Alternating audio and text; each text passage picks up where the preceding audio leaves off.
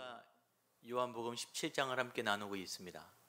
17장은 예수님의 기도가 담겨 있는 장이에요. 대표적인 기도가 겟세마네 기도가 있죠. 그리고 이 기도는 아주 비슷한 시기에 바로 전 시점에 하신 예수님의 또 다른 기도입니다. 내용이 많이 달라요.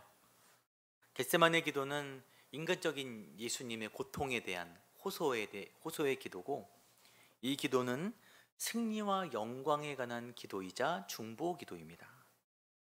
그래서 이 기도를 세 부분으로 나눠봤어요. 지난주에 첫 번째는 누구를 위한 중보죠? 예수님과 하나님 아버지와 아들을 위한 중보고, 두 번째가 제자들을 위한 중보고, 세 번째 마지막으로 제자들을 통해 복음을 듣게 될 성도들, 장차 예수 그리스도의 이름으로 편입될 모든 성도들을 위한 기도입니다. 그래서 지난주 아버지와 아들을 위한 기도에서 주제가 뭐냐면 영광이에요. 영광. 아들을 영화롭게 하사 아들로 아버지를 영화롭게 하소서. 요한복음에서 영광이 뭐냐? 여러분, 영광이 뭐라 그랬어요? 보내신 이의 뜻을 이루는 게 영광이에요. 내가 잘 되는 게 영광이 아니라 보내신 이의 뜻이 성취되는 게 바로 요한복음이 말하는 영광입니다. 그리고 오늘은 두 번째 기도, 그 두 번째 기도는 제자들을 향한 기도가 되겠습니다. 여러분, 예수님의 땅끝이 어디라 그랬어요? 기억 안 나십니까? 예수님의 땅끝은 제자들이에요. 그러니까 마지막 순간에 제자들과 함께하는 거예요. 이들은 예수님이 이루신 영광의 사역을 이어갈 사람들입니다. 그런데 지금 제자들의 모습이 어떠하냐면 부족하고 마음은 콩밭에 가 있어요. 그리고 서로 시기하고 다툽니다. 문제가 생기면 바로 무너질 거예요. 부모님들이 대부분이시니까 우리 자녀들이 어릴 때는 뭐 커서도 그렇지만 항상 불안하잖아요. 부족해 보이고. 부족한 누군가를 두고 떠나간다는 거는 참 근심스러운 일이에요. 예수님이 제자들을 떠나가기 전에 하시는 기도잖아요. 뭐든지 거꾸로 하는 개구리가 있죠. 청개구리. 청개구리의 어머니가 죽기 전에 너무 마음에 근심이 되는 거예요. 다 근심이 되는데 걱정은 이놈이 나의 묘자리를 잘못 쓸까 봐. 그래서 죽기 전에 머리를 쓰죠. 엄마가 나를 물가에 묻어다오. 그래야지 반대로 저기 양지바른 좋은 곳에 묻어줄 테니까. 그렇죠. 청개구리가 마지막에 하필 또 부모의 뜻을 거역하는 DNA가 담겨 있어요. 그 안에는 우리와 같이. 하필 그때 쓸데없이 효심이 발동해서 어머니 말씀대로 물가에 묻지 않습니까? 저희 애들도 있는데 안 보이는 곳에서 조용하면 불안해요. 사고를 항상 치고 있습니다. 그래서 혼자 두기 참 걱정스러울 때가 많아요. 예수님의 마음도 그럴 텐데, 근데 예수님의 기도를 들여다보면 제자들을 걱정하는 뉘앙스가 아닌 거예요. 저놈들 주님 참 연약한데 도와주셔야 돼요, 이런 기도가 아닙니다. 그런데 특이한 것은 그 걱정하지 않는 근거가 제자들의 성장, 제자들의 가능성에 있지 않아요. 제자들을 향한 기대가 크지 않습니다. 예수님은 6절을 볼 때 세상 중에서 내게 주신 사람들에게, 요한복음에만 나오는 독특한 표현이에요. 제자들은 누가 누구에게 주신 사람들이에요? 아버지께서 아들에게 세상 중에서 주신 사람들입니다. 9절에도 내게 주신 이들이란 표현이 또 나와요. 하나님이 주신 사람들. 우리가 물건 너무 싼 거 말고 좀 고가의 물건, 저는 10만 원만 넘어가도 고가, 이렇게 고민이 많이 돼요. 고가의 물건을 살 때 어떤 걸 고려하죠? 일단은 브랜드를 보잖아요. 예. 어느 브랜드냐에 따라서 신용도가 생기지 않습니까? 그리고 또 어느 나라에서 만들었나도 잘 봐요. 중국에서 만들었나? 일단 뭐 독일 이런 데서 만들면 우리도 일단 안심하잖아요. 요즘 대한민국 제품에 대한 세계적 인지도가 막 급상승했다 그래요. 뭐 가전제품뿐만이 아니라 뭐 화장품, 실용품도 다 인지도가 상승했다고 합니다. 왜 그러냐면은 우리나라에 대한 신뢰도가 그 물건의 가치를 상승시킨다고 들었어요. 제자들은 브랜드가 어디냐? 하나님 브랜드, 메이드 인 헤븐. 예, 하나님이 보내신 제자들인 거예요. 하나님이 보증하십니다. 그러니까 예수님이 제자들을 홀로 두고 떠나실 만한 거예요. 누가 책임지니까? 하나님이 책임지시니까. 여러분 옆에 있는 사람들을 보세요. 우리 부모님은 자녀들을 또 한번 보세요. 걱정스럽습니까? 어떡하나 싶습니까? 여러분, 내 눈에 어떻게 보이든 간에 이 자리에 앉아있는 그 사람은 누가 보증하는 사람이에요? 하나님이 보증하는 사람이에요. 걱정하실 필요가 없습니다. 예수님은 그래서 마음 놓고 두고 가셨어요. 제자들을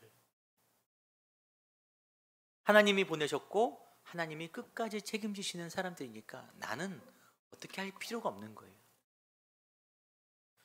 물론 나 자신도 누가 보낸 사람이에요? 하나님이 보내신 사람인 것을 믿으시기 바랍니다.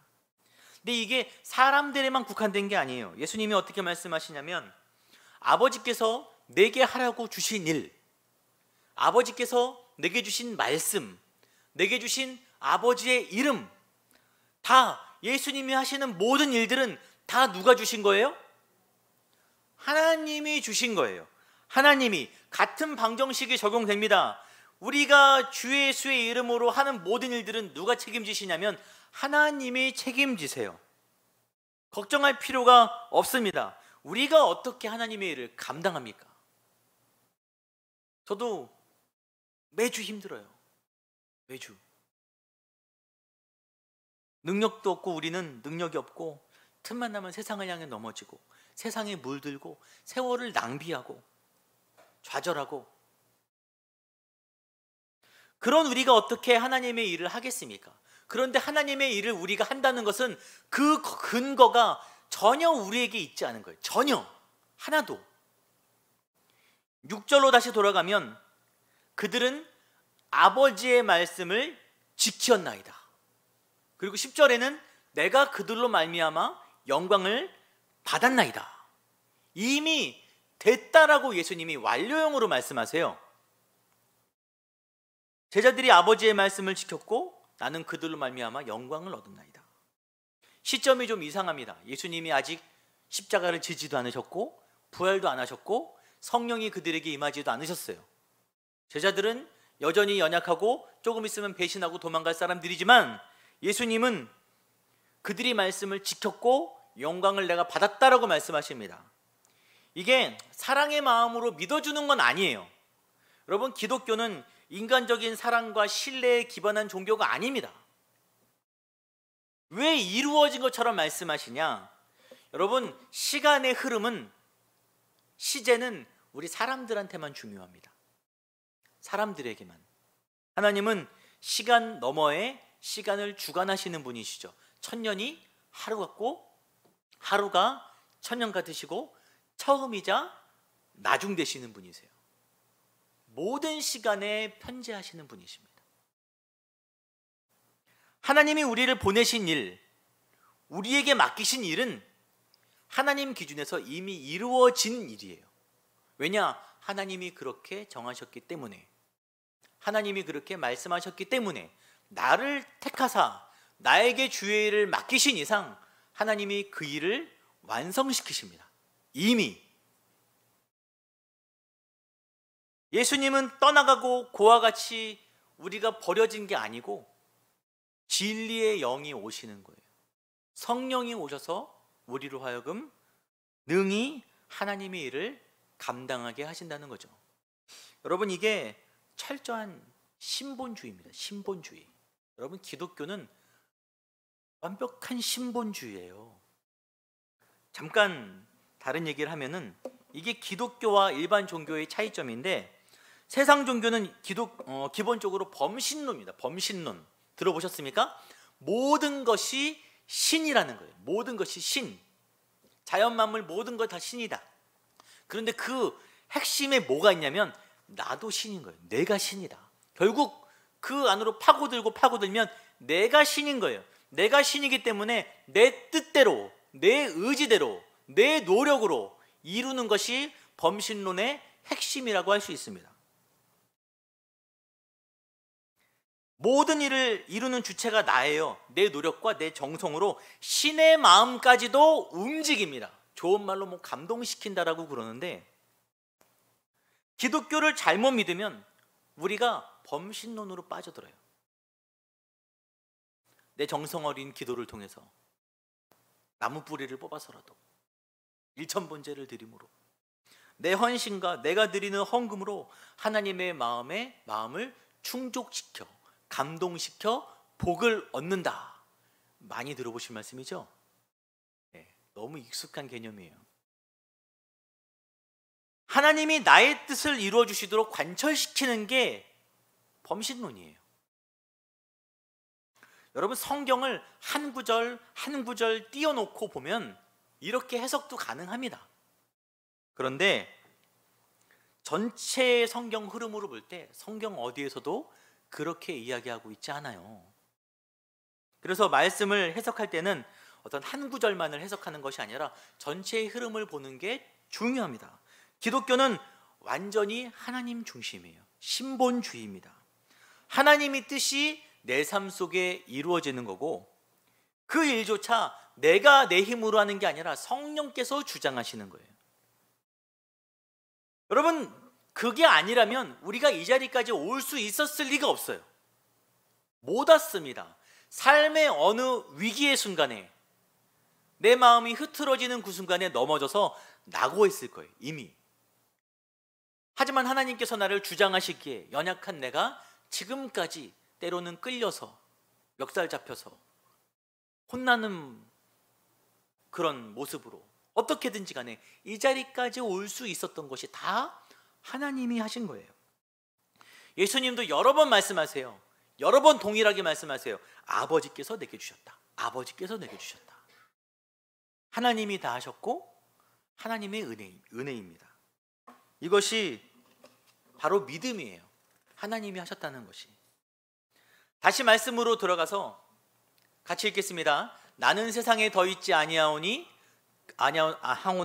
그들은 세상에 있사옵고 남은 아버지께로 가옵나니 거룩하신 아버지여 내게 주신 아버지의 이름으로 그들을 보전하사 우리와 같이 그들도 하나가 되게 하옵소서. 제자들을 향한 중보에서 예수님이 마음의 염두에 두신 것이 이것입니다. 우리와 같이 그들도 하나가 되게 하옵소서. 여기서 우리는 아버지와 아들의 관계를 얘기하죠.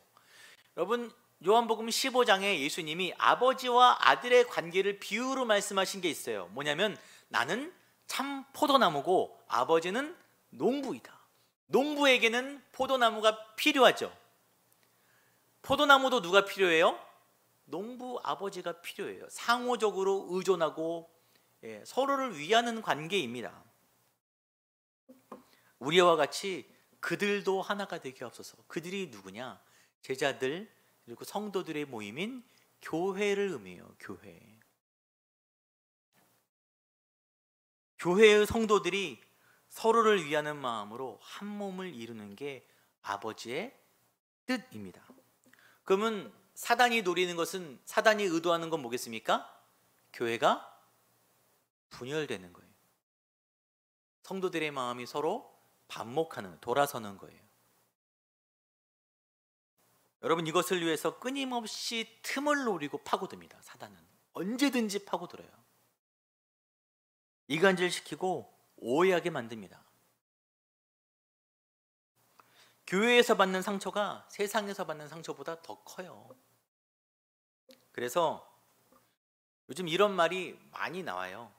나는 예수는 믿어도 교회는 안 나가고 싶어요. 교회는 싫어요. 지금 교회를 떠난 디아스포라 같은 성도들이 너무 많아요. 예수를 안 믿는 건 아닌데 교회를 떠나는 것. 그들이 장차 어떻게 될까요? 그들의 믿음이 유지되기 어렵습니다. 그러니까 사단의 플랜이 이 땅에 정말 잘 먹힌 거라고 할 수 있어요. 장기적 플랜이. 그러니까 교회가 막 성장하고 막 그런다고 해서 다 하나님의 은혜는 아닐 수 있는 거죠. 그래서 예수님이 그들을 중보하십니다. 그들을 보전해 주세요.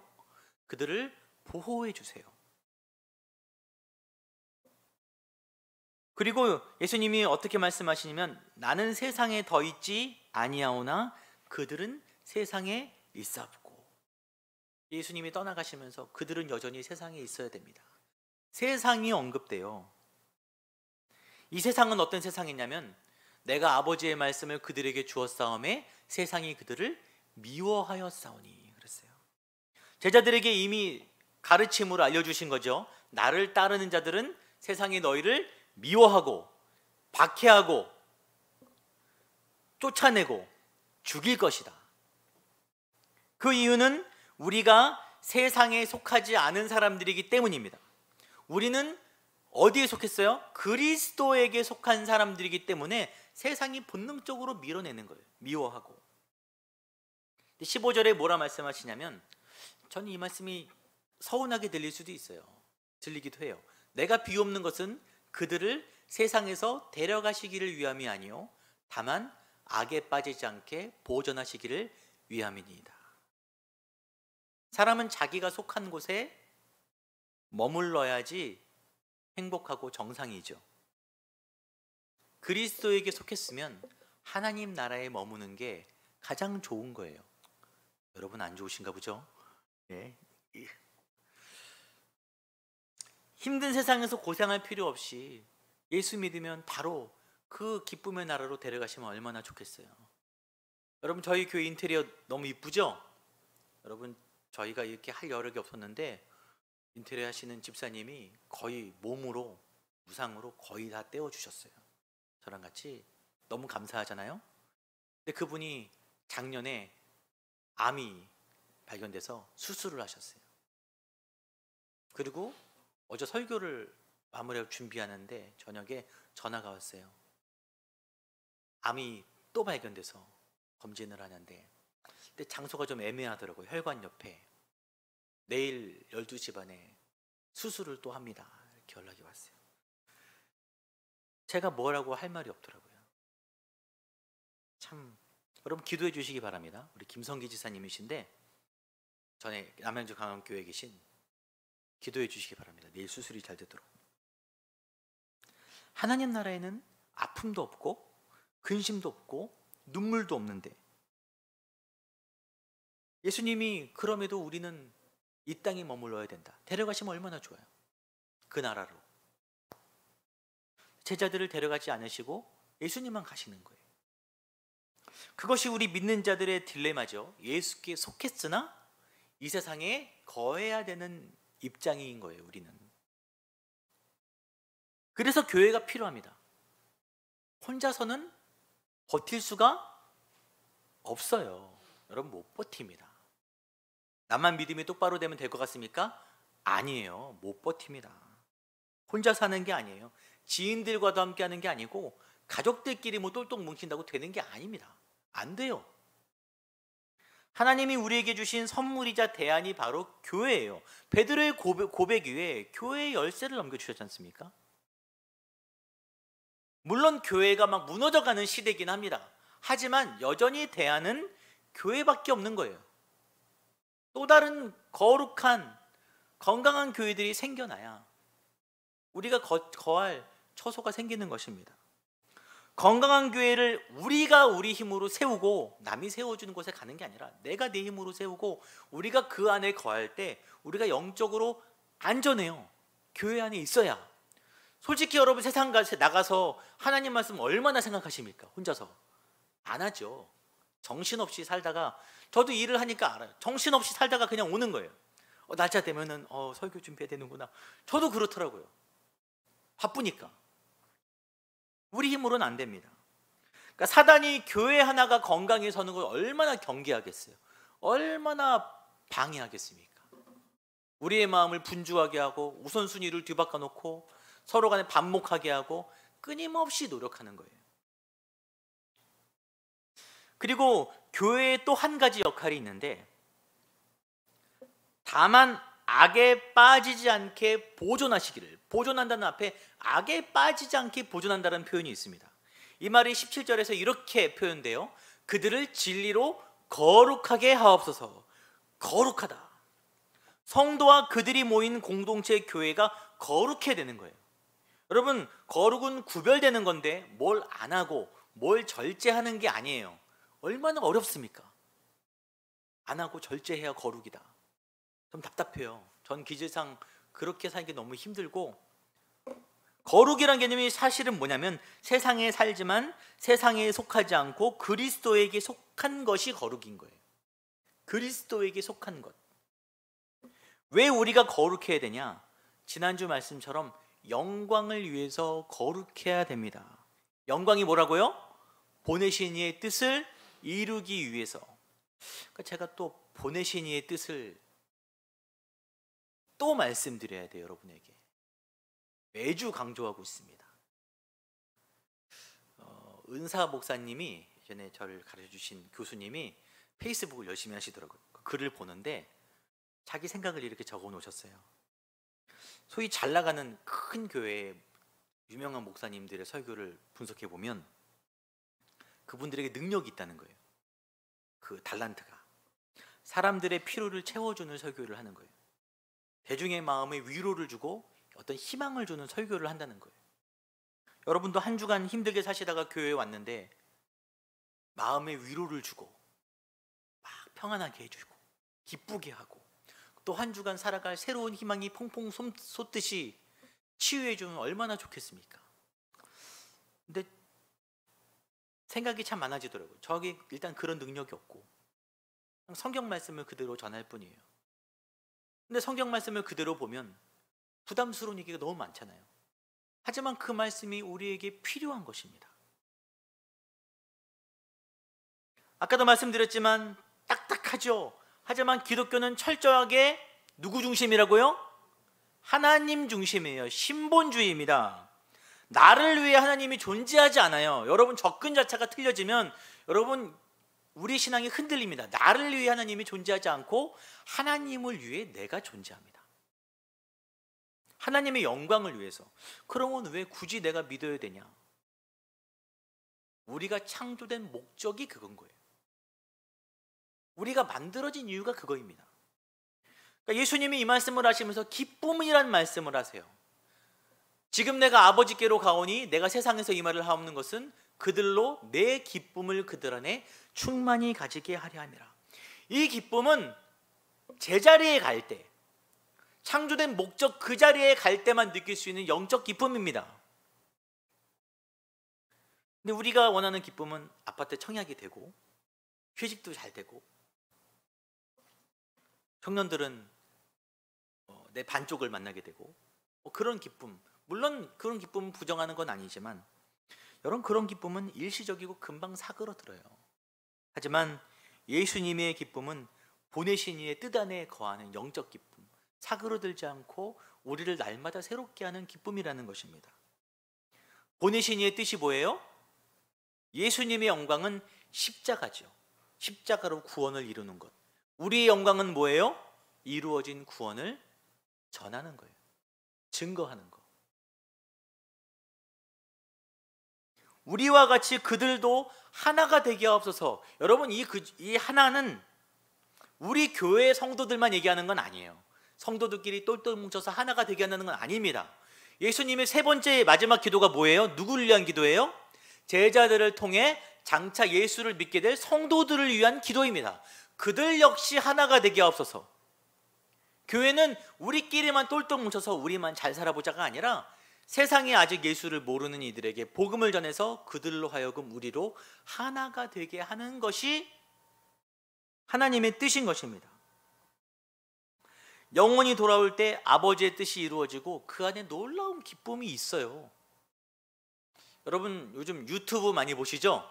저도 유튜브 많이 봅니다. 유튜브에 새로운 장르가 몇 년 전부터 자리를 잡았어요. 어떤 장르냐면 리액션 장르입니다. 리액션. 보셨습니까? 어떤 리액션 하는 사람이 와서 영상을 띄워놓고 자기가 그 영상을 보고 감동한 표정을 막 지으면 여러분, 의외로 재밌어요. 노래를 그냥 듣는 것보다 리액션을 통해 보는 게 훨씬 더 감동적입니다. 이게 일리가 있는 게 우리가 되게 어떤 재밌는 장면을 볼 때 나도 모르게 옆 사람의 표정을 봅니다. 그렇습니까? 왜 그러냐면 그 옆 사람의 표정이 나와 같이 기쁠 때 기쁨이 2배가 되는 거예요. 그치? 그래서 안 보고 있으면 야, 보란 말이야 하면서 보게 하죠. 영혼이 돌아오면은 우리만 기쁜 게 아니에요.